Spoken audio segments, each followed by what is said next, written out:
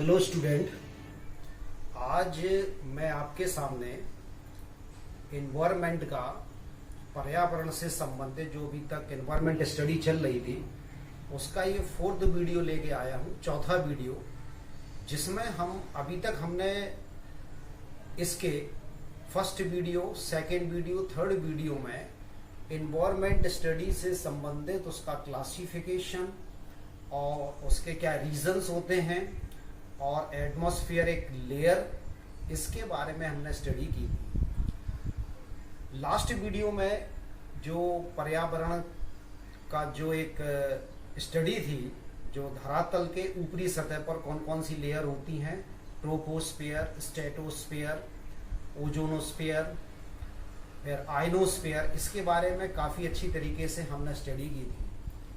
अब इस एटमॉस्फेयर में और पूरे इन्वायरमेंट में हमारे इस प्राकृतिक वातावरण को कौन कौन सी चीज़ें प्रभावित करती हैं, या जो कह लो कि हानिकारक प्रभाव मानवीय क्रियाकलाप के द्वारा जो हमारे पर्यावरण को नुकसान पहुंचता है, उसको हम प्रदूषण के अंतर्गत पढ़ते हैं। यानी कि मानवीय क्रियाकलापों के द्वारा जो हमारा पर्यावरण दूषित हो रहा है उसी को ही हम प्रदूषण कहते हैं। अब ये जो प्रदूषण या पॉल्यूशन है, ये कितने प्रकार से होता है और कैसे कैसे होता है, इसको हम स्टडी करेंगे। तो सबसे पहले तो हम ये समझेंगे कि जो प्रदूषण कितने टाइप का होता है, और हर जो प्रदूषण होता है, जैसे कि एयर पॉल्यूशन है, वाटर पॉल्यूशन है, सॉइल पॉल्यूशन है, साउंड पॉल्यूशन है, और अब आज के इस आधुनिक दौर में जो एक नया पॉल्यूशन आया है वो है रेडिएशन, जैसे हम इलेक्ट्रोमैग्नेटिक रेडिएशन कहते हैं, माइक्रोवेव रेडिएशन भी कहते हैं। जो हमारे चारों तरफ जो टेक्नोलॉजी इतनी एडवांस हो गई है तो देखने में बड़ी आसान लगती है, काम बहुत आसान हो जाते हैं, लेकिन इसका एक ड्रॉबैक भी है कि इससे निकलने वाला रेडिएशन कहीं ना कहीं हमारे मानव जीवन को और आगे आने वाली पीढ़ी को बर्बादी की कगार पर ले जाने की कोशिश कर रहा है। तो इसके बारे में हम स्टडी करेंगे, अध्ययन करेंगे आज के इस वीडियो में। तो अब हम सबसे पहले देखेंगे कि पॉल्यूशन का क्लासिफिकेशन या वर्गीकरण। तो वर्गीकरण में सबसे पहले तो दो सबसे महत्वपूर्ण होते हैं, एक तो वायु प्रदूषण यानी कि एयर पॉल्यूशन, और वाटर पॉल्यूशन, इसके बाद साउंड पॉल्यूशन। और इन अलग अलग पॉल्यूशन को हम तीन हेडिंग के अंतर्गत हम स्टडी करते हैं। जैसे कि मान लो कि कोई एक पॉल्यूशन है, प्रदूषण है, मान लो कि सपोज दैट ये वायु प्रदूषण है या एयर पॉल्यूशन। अब इसको स्टडी कर तीन हेडिंग के अंतर्गत हम स्टडी करते हैं। एक तो ये पॉल्यूशन जो जैसे एयर पॉल्यूशन किसकी वजह से होता है, यानी कि कारण, रीजन, यानी कि वो कौन कौन से कारण हैं जिसकी वजह से एयर पॉल्यूशन होता है। दूसरी हेडिंग के अंतर्गत हम करेंगे वो इफेक्ट या प्रभाव। कारण को हम स्रोत के रूप में भी स्टडी कर सकते हैं कि कौन कौन से रीजन या सोर्स होते हैं जिसकी वजह से एयर पॉल्यूशन होता है। फिर एयर जो पॉल्यूशन है जिस टाइप का, उसका इफेक्ट क्या होता है जीव जंतुओं के ऊपर, वनस्पतियों के ऊपर और हमारे मानव जीवन पर, वो हम इफेक्ट देखेंगे। और फिर हम देखेंगे उपाय, यानी कि पर्टिकुलर पॉल्यूशन को रोकने के लिए क्या क्या निदान है, यानी कि वो कौन कौन से टूल्स हैं, ह्यूमन टूल्स हैं, ह्यूमन एक्टिविटी है जिसके द्वारा हम पर्टिकुलर पॉल्यूशन को कम कर सकते हैं या रोक सकते हैं। क्योंकि हमने बताया था कि पॉल्यूशन को हम अपने व्यवहारिक जीवन से अटैच करके चलें तो उसका कॉन्सेप्ट बहुत आसानी से याद हो जाएगा, क्योंकि इसी से ही सारे क्वेश्चन बनते हैं। और कभी कभी सैद्धांतिक क्वेश्चन भी आ जाते हैं, कुछ क्वेश्चन तो बिल्कुल as a same as it is आ जाते हैं एग्जाम में, लेकिन अब नए सैद्धांतिक क्वेश्चन आने लगे हैं तो उनको हम समझाएंगे कि जैसे कि सेम टॉपिक है या सेम लाइन है या सेम रीजन है, उससे किसी भी एक पॉइंट से कितने तरीके से क्वेश्चन पुटअप किए जा सकते हैं कंपटीशन में, ये हम तरीका आपको बताएंगे। तो अब हम देखते हैं पॉल्यूशन का क्लासिफिकेशन। तो ये पॉल्यूशन के क्लासिफिकेशन है, वर्गीकरण। इस तरीके से, चूंकि इसको सिंप्लीफाई करने के लिए, अध्ययन करने के लिए आसानी इसका वर्गीकरण कर लेते हैं। वायु प्रदूषण, air pollution, water pollution, soil pollution, noise pollution, radio active pollution और रेडिएशन। तो जनरली ये सबसे, हर कंपटीशन में इन सारे पॉल्यूशन के प्रकारों से क्वेश्चंस आते हैं। अब पूछने का तरीका, कुछ परंपरागत क्वेश्चन हमेशा आते हैं और कुछ नए तरीके के भी आते हैं, तो वो हम दोनों तरीके से आपको बताएंगे। जैसे कि अब हम पहले भी बता चुके हैं कि किसी भी पॉल्यूशन, एक पॉल्यूशन को स्टडी करने के लिए हम 3 हेडिंग के अंतर्गत हम उसको स्टडी करते हैं। पहला, चूंकि पॉल्यूशन वो कैसे हुआ, उनका रीजन क्या है, सोर्स क्या है, तो सोर्स, फिर इसके बाद उस पॉल्यूशन का इफेक्ट क्या होता है, इम्पैक्ट क्या होता है और उसके उपाय। तो जैसे कि मान लो कि हम इसको ही लेके चल रहे हैं, एयर पॉल्यूशन। एयर पॉल्यूशन, तो एयर पॉल्यूशन का मेन रीजन होता है जनसंख्या वृद्धि, औद्योगिकरण, मीन्स इंडस्ट्रियलाइजेशन। जाहिर सी बात है, जब जनसंख्या वृद्धि होगी तो लोग ज्यादा से ज्यादा वाहन यूज करेंगे, वाहन यूज करेंगे तो उनसे धुआं निकलेगा और हानिकारक गैसें निकलेंगी, जो कि हमारे एटमॉस्फेयर की ऑक्सीजन को नुकसान पहुंचाएंगी। कुल मिला के होता क्या है कि मानव को और जितने भी जीव जंतु हैं इस पृथ्वी पर, उनको ऑक्सीजन की आवश्यकता पड़ती है। यदि एक सीमित मानक से ऑक्सीजन कम हो जाती है वायु में, तो जाहिर सी बात है वो हमारे जीवन के ऊपर हानिकारक प्रभाव डालती है। जितनी भी इंडस्ट्री होती हैं, यदि वो शहर के पास रहे तो क्या होगा, शहर की पूरे वातावरण की हवा कैसी हो जाएगी, दूषित हो जाएगी, क्योंकि हानिकारक गैसें जो निकलती हैं, और ये ज्यादातर जो गैसें होती हैं वो या तो सल्फर के ऑक्साइड होते हैं या नाइट्रोजन के ऑक्साइड होते हैं, या तो एनो ऑक्साइड, ये ऑक्साइड होते हैं। वाहनों से भी ऑक्साइड निकलते हैं, और जिसकी वजह से ये ऑक्साइड जब वायु के साथ एयर में मिक्स होकर जब हमारे इनहेलेशन के द्वारा बॉडी के अंदर जाते हैं, तो जाहिर सी बात है हमें जो रेस्पिरेटर सिस्टम से संबंधित बीमारियां प्रारंभ हो जाती हैं, चाहे वो अन्य जीवों में हो चाहे मानव में हो। तो होता क्या है कि वायु में ऑक्सीजन की एक सीमित मात्रा से कम हो जाती है। ऑक्सीजन का एकदम से कम हो जाना जाहिर सी बात है वायु प्रदूषण, क्योंकि वो वायु दूषित हो जाती है, उसमें कई हानिकारक गैसें मिल जाती हैं। और जो फॉसिल फ्यूल होते हैं,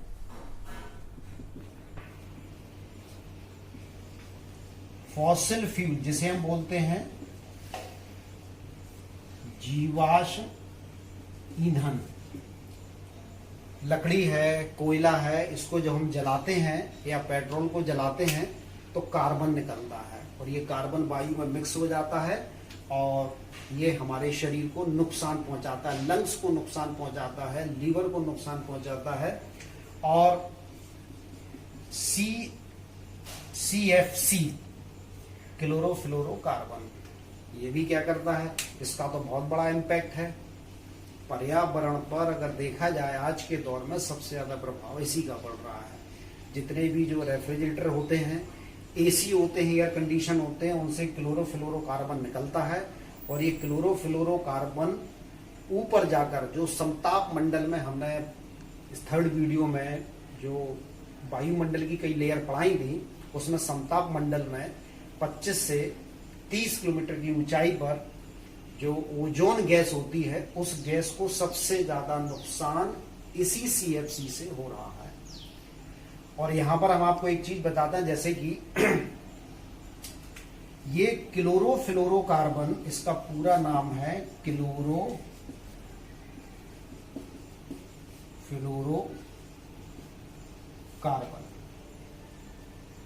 इसमें क्लोरीन का अणु होता है, क्लोरीन एक एलिमेंट होता है।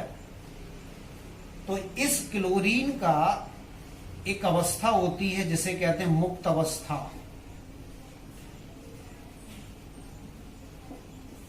ये मुक्त अवस्था है जिसे कहते हैं chlorine free radical. Chlorine free radical. सबसे ज्यादा ओजोन परत को नुकसान यही पहुंचाती है, chlorine free radical. Suppose that question जैसे कि ऐसे बन जाए, क्योंकि वैसे कॉमन वे में सबको पता है कि ओजोन परत को नुकसान कौन पहुंचाता है, सीएफसी गैस। सीएफसी गैस कहां से निकलती है, इसका सोर्स क्या होता है, जितने भी जो उपकरण होते हैं एसी वगैरह, उनसे निकलने वाली गैस होती है। अगर मान लो कि क्वेश्चन ये आ जाए कि ओजोन परत को सबसे ज्यादा नुकसान क्लोरीन की कौन सी अवस्था पहुंचाती है, तो एक ऑप्शन में लिखा हो क्लोरीन एटम, एक ऑप्शन में लिखा हो क्लोरीन आयन, और एक ऑप्शन में लिखा हो क्लोरीन मुक्त मूलक। क्वेश्चन ये है कि ओजोन परत को सबसे ज्यादा नुकसान इनमें से कौन पहुंचाएगा, क्लोरीन परमाणु, क्लोरीन आयन और क्लोरीन फ्री रेडिकल। तो हमारा फिर ऑप्शन होगा chlorine free radical. This is the most correct answer. अगर ये पूछा जाए कि ओजोन परत को नुकसान कौन पहुंचा रहा है, ये पहुंचा रहा है क्लोरीन फ्री रेडिकल। इसकी वजह से ओजोन परत कमजोर होकर टूटने लगती है। अब इसका तो कारण जनसंख्या वृद्धि, तो ये सबसे बड़ा, हर पॉल्यूशन का, जितनी भी पॉल्यूशन हम पढ़ेंगे, हर पॉल्यूशन का मेन रीजन होता है जनसंख्या वृद्धि और औद्योगिकरण। क्योंकि जनसंख्या वृद्धि से होता क्या है कि प्राकृतिक संसाधनों का समुचित उपयोग नहीं हो पाता, उसका प्रयोग नहीं हो पाता है, इसलिए ये पॉल्यूशन हमें देखने को मिलते हैं। अब इसका प्रभाव क्या होता है, यदि वायु में ऑक्सीजन की 11 से 12% की कमी हो जाए तो मानव स्वास्थ्य पर हानिकारक प्रभाव पड़ने लगता है, मनुष्य अस्वस्थ होने लगता है और सांस लेने संबंधी जो घटनाएं, बीमारियां हैं, वो प्रारंभ हो जाती हैं। इसके बाद इसमें वायु में एक गैस होती है CO2, कार्बन डाइऑक्साइड। ये कार्बन, जैसे कि अगर, अब इससे सबको पता है कार्बन डाइऑक्साइड का रोल क्या होता है।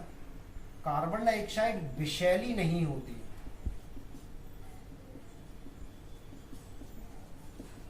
विषैली नहीं होती, तो ये फिर पॉल्यूशन कैसे कर रही है जब ये विषैली नहीं होती है। ये एक्चुअली पृथ्वी का ताप बढ़ाने में सहायक होती है। कार्बन डाइऑक्साइड पृथ्वी का ताप बढ़ाने में सहायक होती है। ये एक्चुअली क्या है कि सन से जो रेडिएशन आता है, उस रेडिएशन से हमारी अर्थ का सरफेस गर्म होता है, और अर्थ सरफेस कुछ रेडिएशन को एब्जॉर्ब कर लेता है और कुछ रेडिएशन को रिफ्लेक्ट करता है वापस। तो CO2 की परत क्या करती है, जो रिफ्लेक्टेड रेडिएशन है उसको वापस अंतरिक्ष में लौटने नहीं देता है। यानी कि ये हमारे पृथ्वी के सराउंडिंग जो रेडिएशन है वो एक आवरण सा बन जाता है। CO2 उसको वापस, CO2 एक रुकावट का काम करती है रेडिएशन को वापस अंतरिक्ष में जाने से। तो इस तरीके से CO2 गैस ग्लोबल वार्मिंग का काम करती है, और पृथ्वी सतह का तापमान बढ़ने से जो ग्लेशियर्स होते हैं, हिमनद होते हैं, वो पिघलने लगते हैं, और पिघलने की दर भी बढ़ रही है, क्योंकि पृथ्वी का औसत तापमान धीरे धीरे साल दर साल बढ़ने से ग्लेशियर पिघल रहे हैं। उन ग्लेशियर के पिघलने से हर साल समुद्र का लेवल बढ़ रहा है। पिछले 50 सालों में जो स्टडी की गई है उसमें ये पाया गया है कई छोटे छोटे समुद्र में जो द्वीप थे, आइलैंड थे, वो डूबने के कगार पर आ गए और कईयों का अस्तित्व अब खत्म हो गया। हो सकता है कि आने वाले समय में जो समुद्र तटीय देश हैं वो भी शायद धीरे धीरे समुद्र में जलमग्न हो सकते हैं। ये इसका मेन रोल होता है।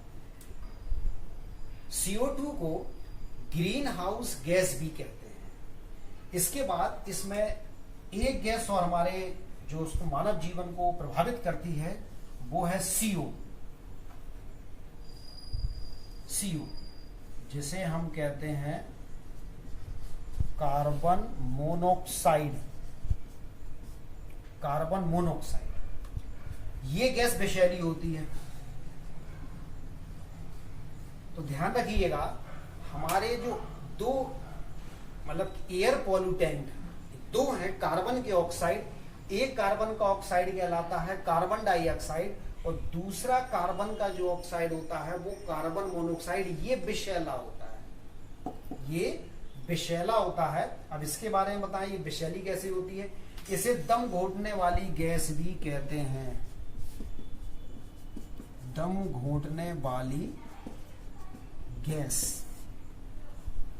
इससे क्या होता है कि ये हमारे शरीर में अंदर जाकर ऑक्सीजन की अपेक्षा ये हीमोग्लोबिन से जल्दी रिएक्ट कर लेती है। क्योंकि हमारे बॉडी के अंदर होता क्या है कि हीमोग्लोबिन जो आयरन का मॉलिक्यूल होता है उसकी ऑक्सीजन के साथ रिएक्शन होती रहती है और एक इंटरकन्वर्टिबल रिएक्शन होती है ऑक्सीजनेटेड ब्लड और डीऑक्सीजनेटेड।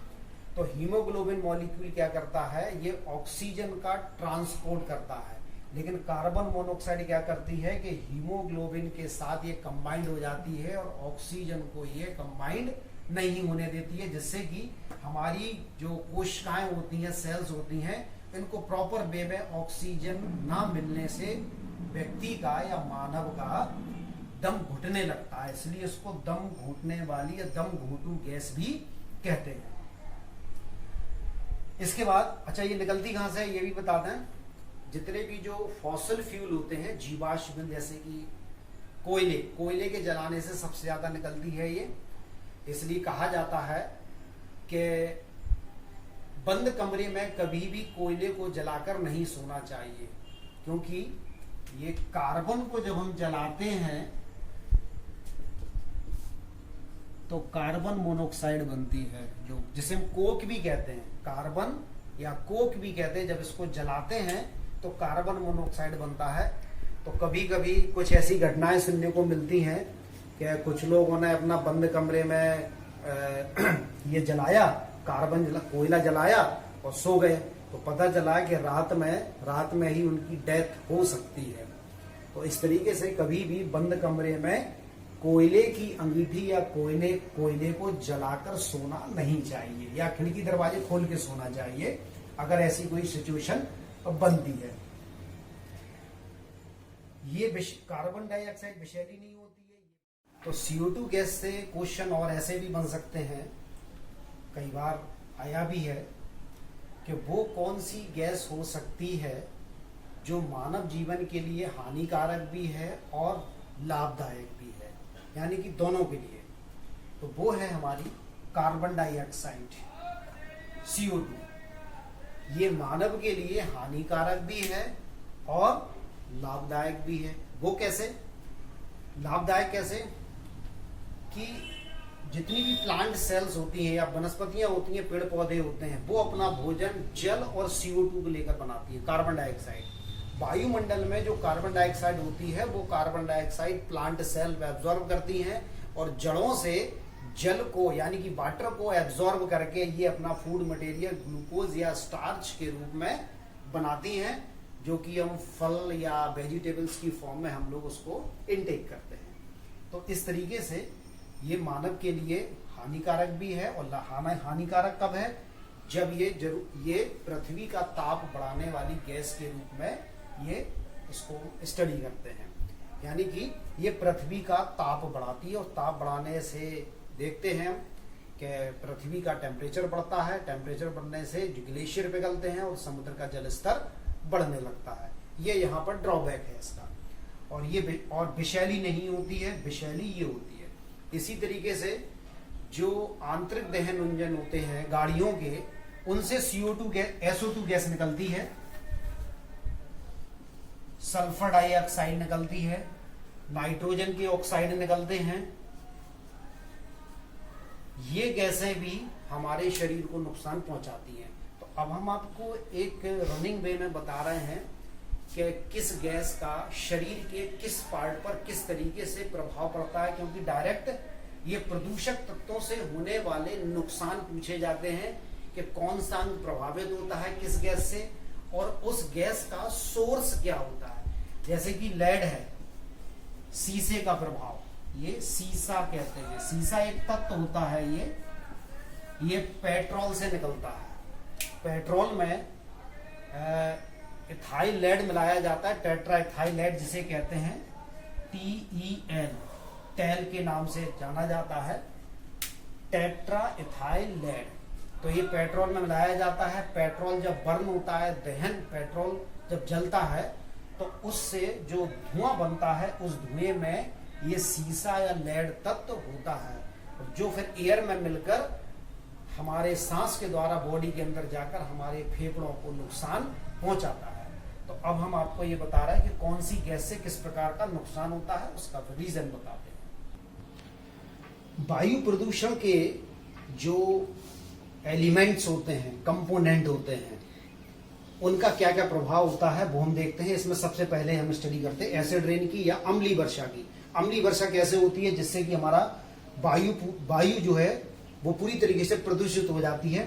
होता क्या है कि जो हमारे अंतर्दहन इंजन होते हैं, मोटरसाइकिल है, गाड़ियां हैं, इनसे जो सल्फर और नाइट्रोजन के जो ऑक्साइड निकलते हैं, इनमें SO2 होता है, SO3 होता है, नाइट्रोजन डाइऑक्साइड होती है।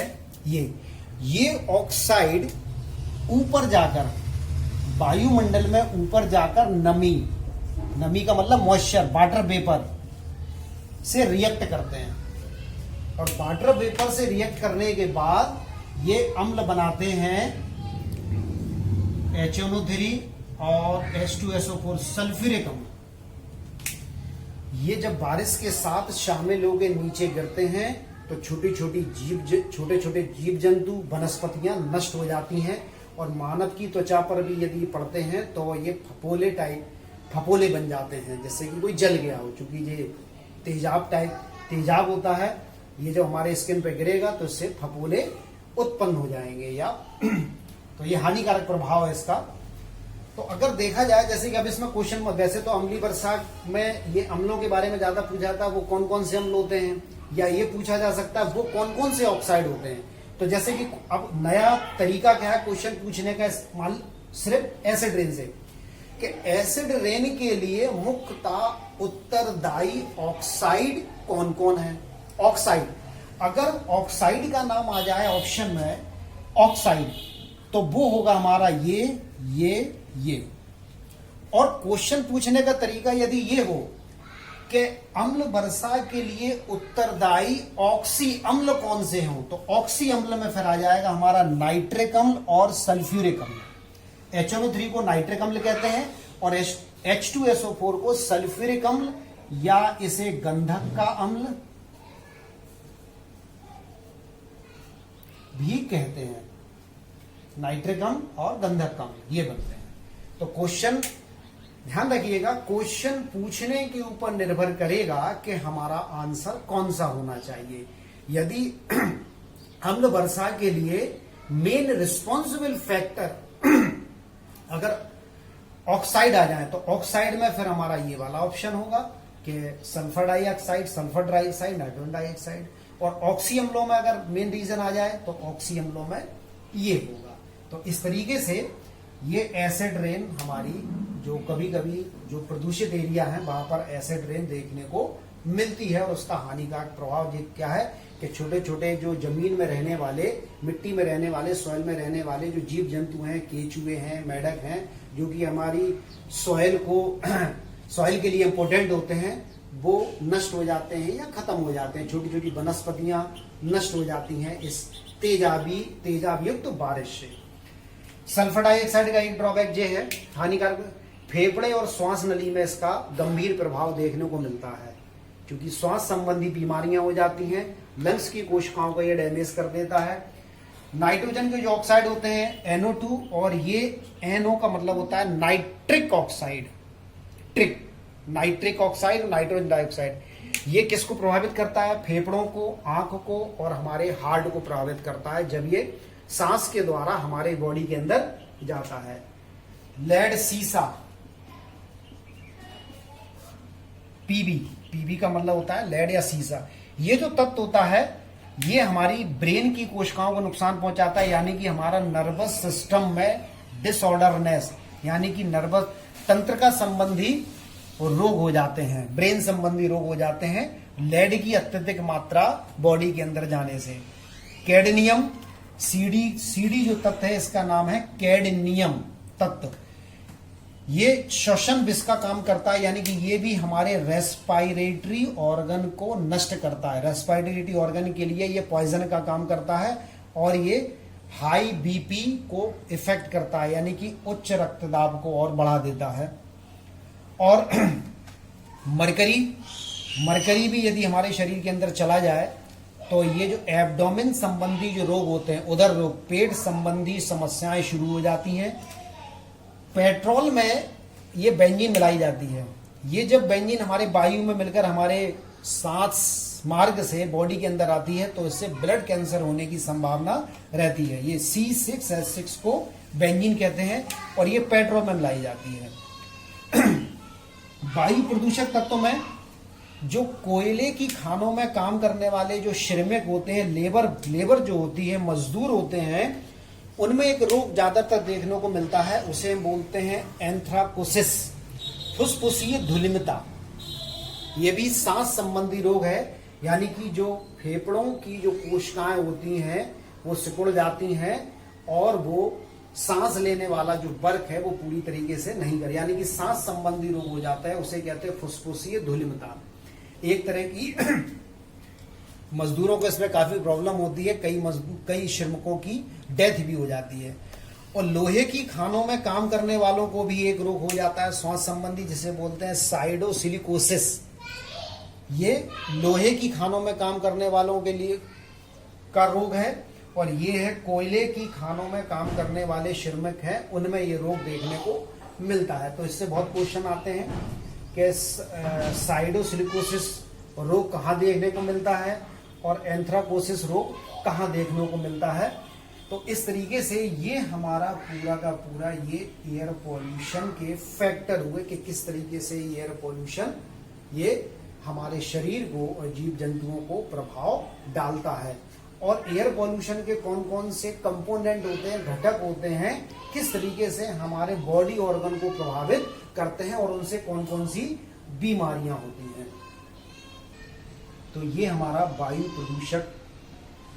प्रदूषण का पूरा ये टॉपिक कंप्लीट होता है, जिसमें हमने आपको एक बार थोड़ा रिवाइज कर दें। एसिडेन किस तरीके से होती है, ये सल्फर के डाइऑक्साइड, सल्फर के ट्राइऑक्साइड और नाइट्रोजन के ऑक्साइड, ये वाटर वेपर के साथ रिएक्ट करके दो प्रकार के अम्ल बनाते हैं, एसिड बनाते हैं, नाइट्रिक अम्ल और H2SO4। तो इसे तेजाबी बारिश भी कहते हैं। और इससे कैसे क्वेश्चन पुटअप किया जा सकता है ये भी हमने बताया है। कोयले की खानों में काम करने वाले श्रमिकों को ये वाला रोग होता है, फुसफुसी धूलिमता।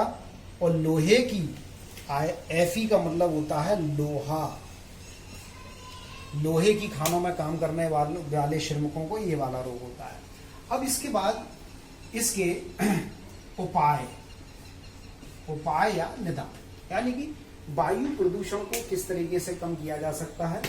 तो इसके लिए कोई ज्यादा विशेष आपको सोचना नहीं है, अपने चारों तरफ देखिए कि किस तरीके से हम अपने क्रियाकलापों के ऊपर लगाम लगाकर कंट्रोल करके हम इसको कम कर सकते हैं। गाड़ियों वाहनों का कम से कम उपयोग करना चाहिए, हर व्यक्ति को करना चाहिए। अगर किसी के घर में 2 या 3 वाहन हैं तो जाहिर सी बात है कि सबको अलग अलग वाहनों में जाने की बजाय सभी लोगों को एक साथ एक ही वाहन में यात्रा करनी चाहिए। हमें वनों की लकड़ियों को कम से कम काटना चाहिए और उनको कम से कम जलाना चाहिए। पहली बात तो यह है कि वनों का जो कटान होना ही नहीं चाहिए और वनों की लकड़ियों के ईंधन पर जो मानवीय निर्भरता है वो कम से कम होनी चाहिए। और ऑर्गेनिक जो वेस्ट मटेरियल हैं इनको खुले रूप से जलाना नहीं चाहिए, क्योंकि सबसे ज्यादा जो एयर पॉल्यूशन इन्हीं से ही होता है। और इस तरीके से हमारा ये पूरा वायु प्रदूषण वाला टॉपिक कंप्लीट होता है। अब अगले वीडियो में हम आपको वाटर पॉल्यूशन से संबंधित जानकारी आपको बताएंगे कि किस तरीके से वाटर पॉल्यूशन क्रिएट होता है और उसके प्रदूषक तत्व कौन कौन से होते हैं जो कि हमारे पर्यावरणीय वाटर को या जो शुद्ध जल को किस तरीके से ये जो प्रदूषक तत्व होते हैं वो नुकसान पहुंचाते हैं।